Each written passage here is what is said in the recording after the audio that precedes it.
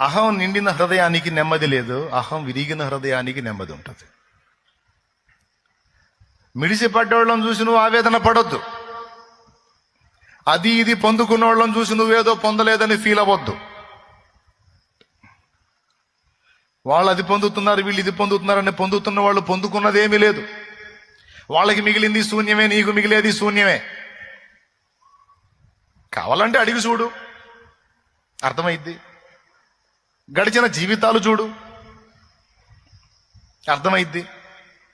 పెద్ద పెద్ద ప్రఖ్యాతిగాంచిన సినిమా యాక్టర్లేరి, రాజకీయవేత్తలేరి, రాజ్యాలు నేల రాజులేరి, ప్రపంచాలు నేలిన జగజ్జేతలేరి,